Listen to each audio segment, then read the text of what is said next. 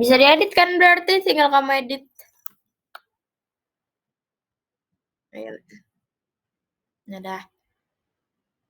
Oke, kita mulai dari awal.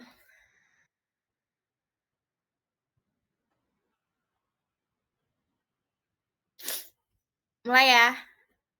Assalamualaikum warahmatullahi wabarakatuh. Selamat pagi dan selamat Assalamualaikum warahmatullahi wabarakatuh. Selamat siang untuk semuanya. Perkenalkan kami dari kelompok 9 ingin mempresentasikan tugas presentasi kami yang berjudul optimalisasi sumber daya alam batubara melalui hilirisasi untuk mendukung pembangunan berkelanjutan di Kalimantan Timur. Nah, di anggota kelompok kami ada saya sendiri, Asilia Ilyas, dengan NIM 07231023 dari Prodi Teknik Sipil.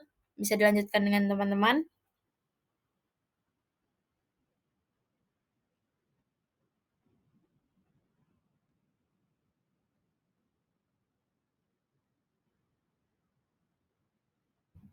Perkenalkan, nama saya Nadira Safa Alsira dengan NIM 08231046 dari Program Studi Perencanaan Wilayah dan Kota.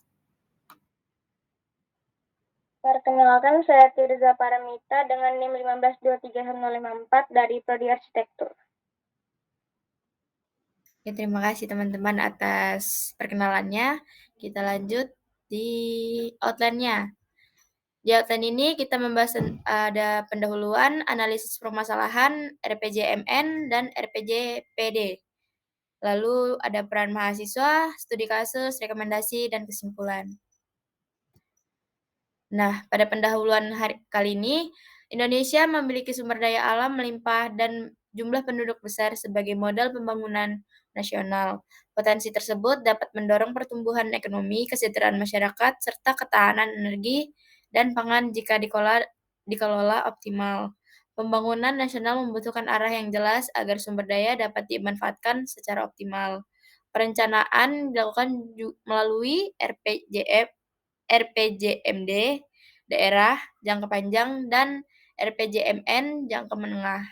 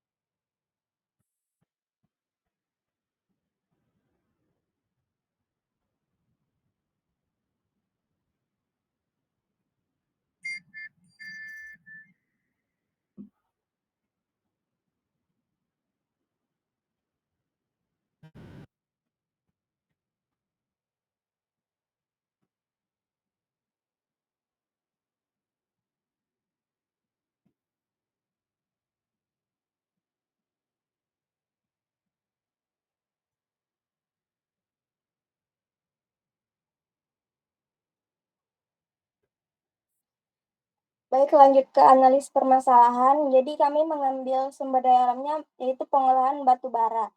Nah, kalau kita lihat kondisi batu bara di Kalimantan Timur, masalah utamanya ada pada cara pengolahannya yang masih sangat bergantung pada ekspor bahan mentah. Provinsi ini sebenarnya adalah lambung batu bara nasional yang menyimpan lebih dari 40% cadangan Indonesia. Bisa dilihat dari grafik di gambar pertama ini. Untuk jumlah CNC perusahaan tambang batubara di Provinsi Kalimantan Timur itu didominasi oleh Kutai Kartanegara dan dengan kota lain yaitu ada Samarinda, Pasir, dan lainnya. Nah, untuk nilai tambahan yang bisa dinikmati itu kurang sedikit karena dari Kalimantan sendiri itu masih mengolah batubara dengan cara mentah, sehingga untuk harganya sendiri masih terbilang sedikit dan menurun bisa dilihat dari grafik di sini ada dari bulan Januari itu sekitar 158,5 dolar per ton, dan untuk di bulan Mei sendiri itu sekitar 114 US dollar per ton. Nah, bisa dilihat di sini ketergantungan ekonomi penerima daerah sangat bergantung pada harga batu bara dunia, hingga saat ini sangat turun. Untuk rekomendasinya itu bisa digunakan dengan urgensi hilirisasi batu bara. Nah, urgensi hilirisasi batu bara ini merupakan proses mengolah batu bara mentah menjadi produk turunan dengan nilai jual yang lebih tinggi seperti gas sintesis, dimetil ether, metanol, dan lain-lain. Nah, konsep ini penting untuk mengurangi ketergantungan pada ekspor batu bara mentah dan meningkatkan penerimaan daerah, menciptakan lapangan kerja, industri, dan memperkuat energi nasional.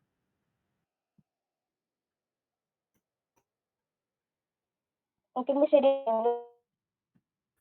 untuk peran sebagai mahasiswa sebagai agen intelektual dengan bisa melakukan riset dan kajian akademis sebagai karakter yang inovatif dalam pengembangan sumber daya alam beserta pemanfaatannya. Dan sebagai agent of change, kita dapat membuka ide-ide baru untuk ilmu yang berkelanjutan sebagai transisi jangka panjang karena mahasiswa merupakan sumber daya manusia yang harus berpikir kritis dan visioner. Kemudian sebagai kolaborator, mahasiswa dapat melakukan kerjasama dalam intelektual riset dengan berbagai stakeholder maupun dengan mahasiswa lainnya untuk memperkuat basis pengetahuan dan membangun jejaring sosial.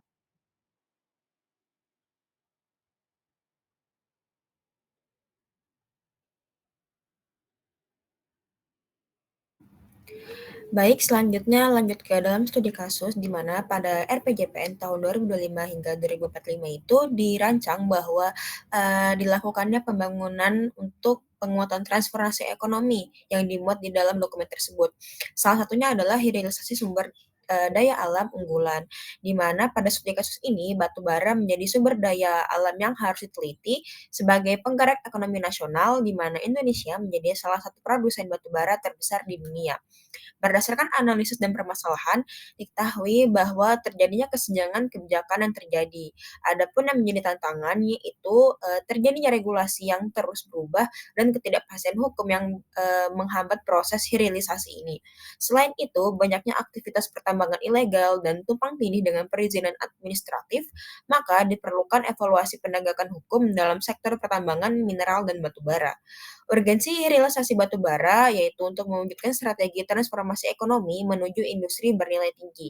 Hal ini merupakan sebuah peluang bagi masyarakat untuk memaksimalkan pemanfaatan sumber daya alam di Indonesia, mengikuti arus globalisasi dengan memanfaatkan teknologi modern, hingga insentif fiskal serta evaluasi regulasi yang mendorong investasi hilirisasi.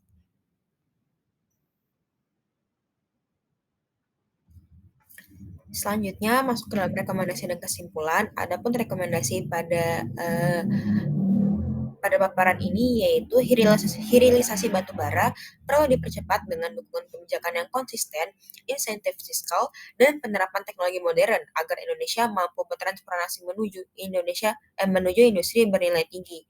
Pemerintah daerah pun perlu adanya kolaborasi bersama daerah pusat dengan memperkuat pengawasan terhadap aktivitas ilegal, memperjelas regulasi perizinan, serta menggandeng akademisi, mahasiswa, dan sektor swasta dalam riset serta inovasi berkelanjutan. Dengan demikian, hilirisasi tidak hanya memberi dampak ekonomi, tetapi juga menjaga keberlanjutan lingkungan dan citra pembangunan hijau di era transformasi menuju RPJPN 2025-2045.